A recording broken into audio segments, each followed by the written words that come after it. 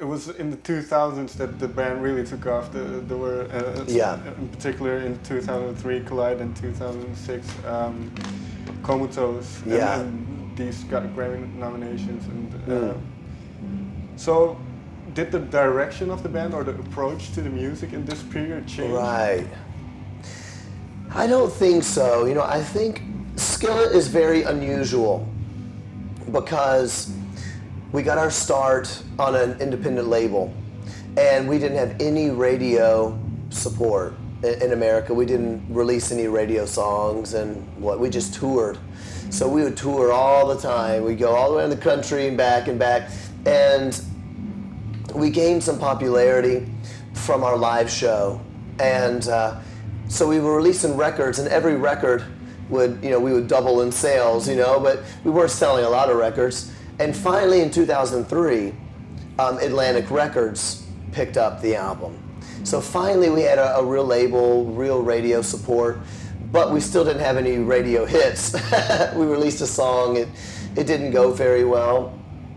And I think that's because Skillet is, I don't think Skillet is incredibly unique, but I think we're unique enough that it took radio a little bit of time to get used to us. And the things that are unique about Skillet. In 2003, there were no girls in rock bands. Except for Kitty. Kitty was an American band in America. They didn't like that we had girls, and they didn't like that we had girls singing, and they didn't like we have strings in our music, and our music is very melodic, and they didn't like that, and we weren't quite loud enough. And so we didn't really get radio play for a long time. And it wasn't until 2009 that we had a song, Monster, that became a hit for us. But Monster sounded more like other bands than it did Skillet. So, we had to kind of go, okay, well, this is what they want to hear, we'll write a song like that.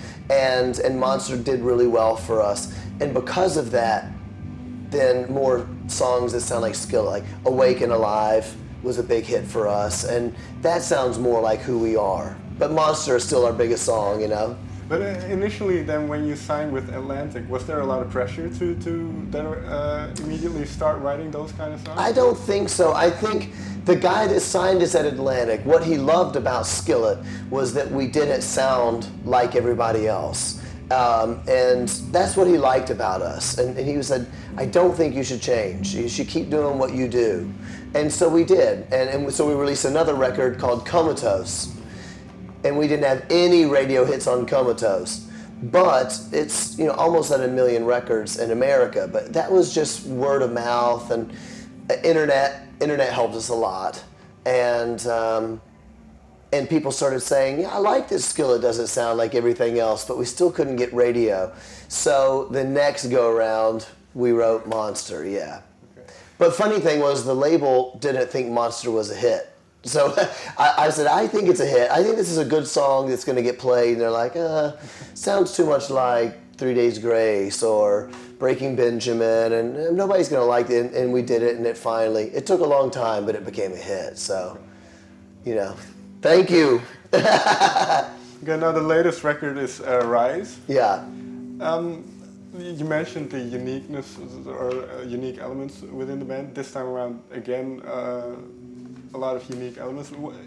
Before you start working on a record, do you have an idea of what it's going to be beforehand?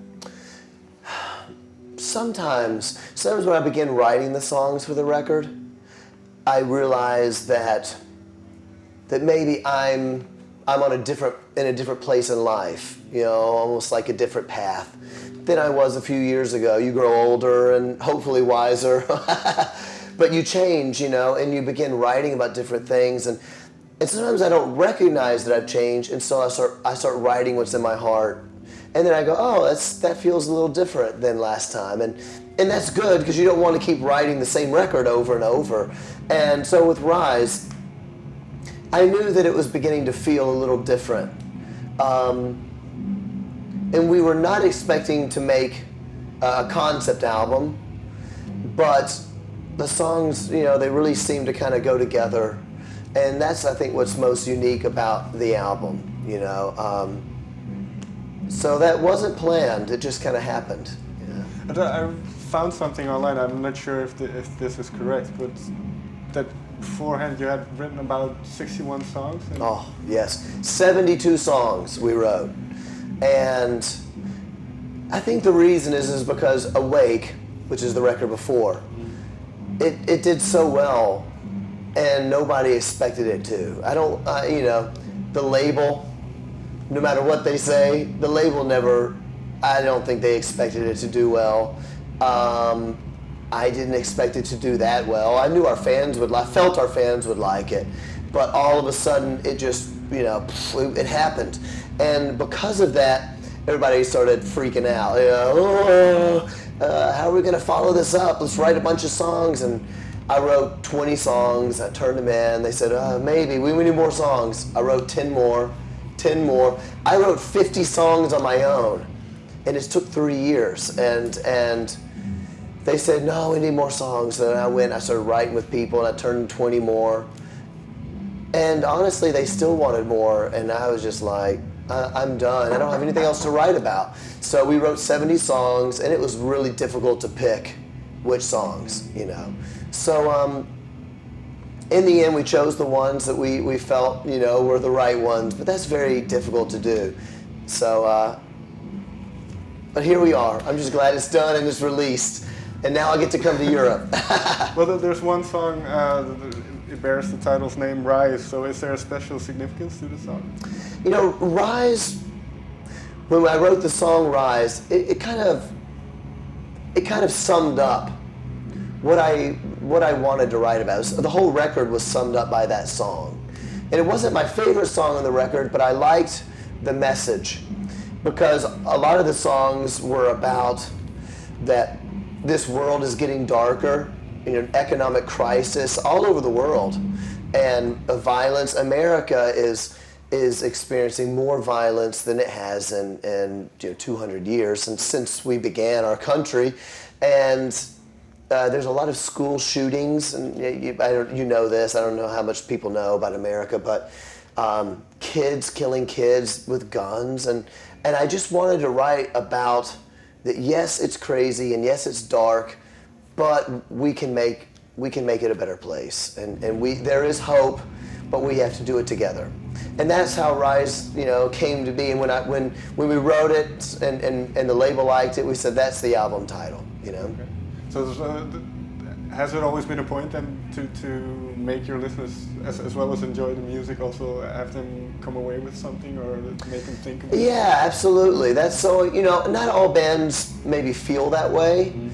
You know, I do.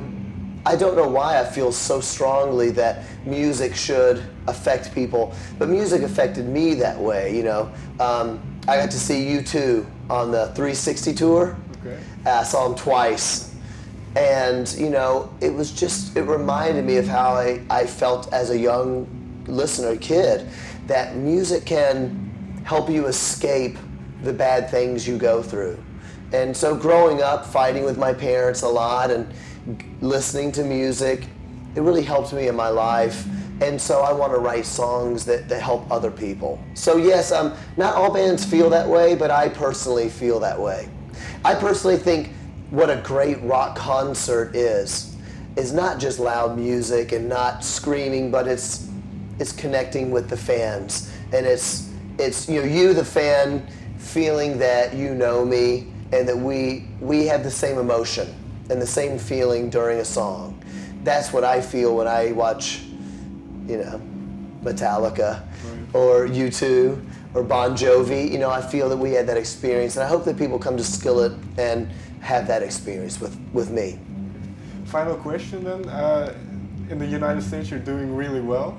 Have your targets now shifted to Europe, or isn't it that conscious? Oh, no, definitely. I mean, we are still doing a lot in America, but we are now coming to Europe twice a year just to begin to, you know, people don't know us a lot, and we have done extremely well in Russia, and Europe we're just at the beginning. So it's kind of weird because America, you know, we play sometimes big concerts, and then we come to Europe and no one knows, and we play early like today, Right. and we're kind of starting over.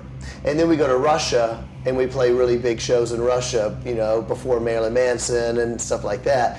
And I love it. And so I'm just meeting the European fans and seeing today people sing the songs, and I know that there are some people out there that really love us, and I'm so happy to see their faces as they sing the songs. And so yes, we're coming to Europe a lot, and we are coming back to try to begin to, you know.